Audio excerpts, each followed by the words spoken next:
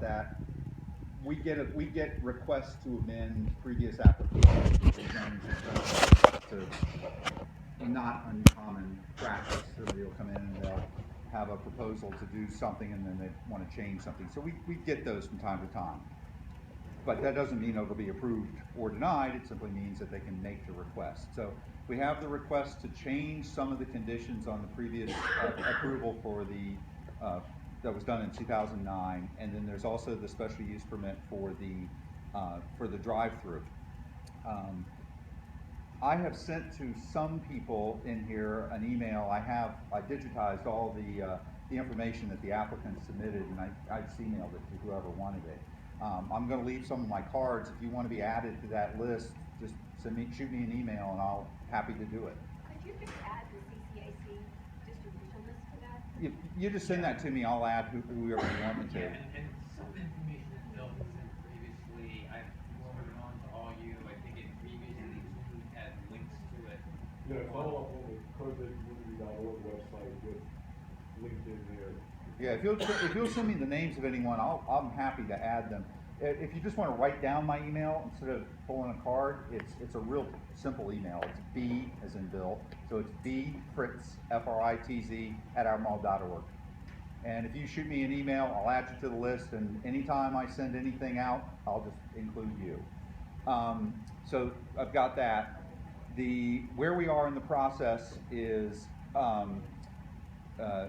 This is a required meeting, the community meeting, so we're doing that.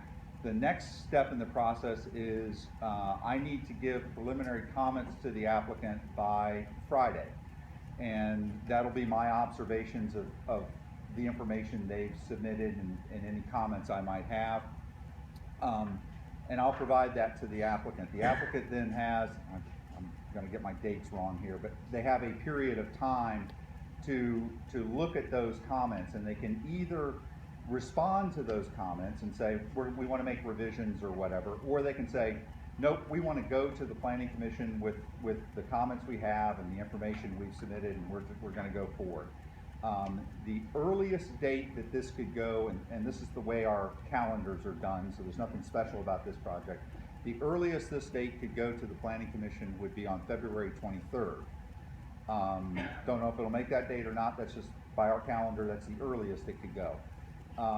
Have no idea when the Board of Supervisors date would be. So the process will be, at some point in time, the applicant will say, yep, I'm ready to go to the Planning Commission. It'll then be scheduled for the Planning Commission. We'll send out notices to the abutting property owners in mail. Anyone who sends me an email and says, hey, will you let me know when the Planning Commission and the board meeting are, shoot me an email and I'll let you know when the Planning Commission and the board meetings are by email. The other thing that we can do is we can, any comments I have, I can send them to you, or if you need some information, we can shoot it to you. That's pretty easy to do. The comments I'm providing to the applicant on Friday will not be approval or denial. It will say, here are my observations, here are my comments. I'll be honest with you, I'm still in the middle of the review of this. I don't know what I'm going to say and recommend. I'm still grinding through some of the data myself. So there's no predetermined, we're going to recommend anything on this. What'll happen is prior to the Planning Commission meeting, about a week prior to the Planning Commission meeting, there'll be a staff report that's available.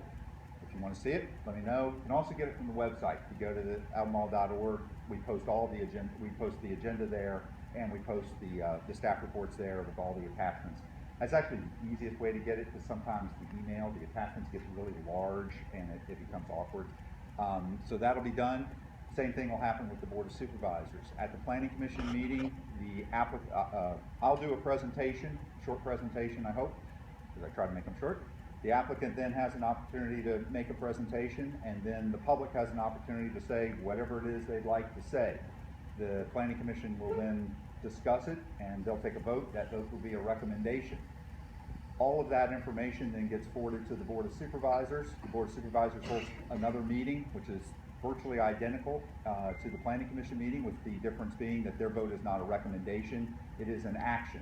The board is not bound by the recommendation of the Planning Commission. So the Planning Commission could recommend approval and the board could deny, or the planning commission could say, we think it ought to have these conditions, and the board could say, nope, we think it ought to have X conditions. So the planning commission is advisory.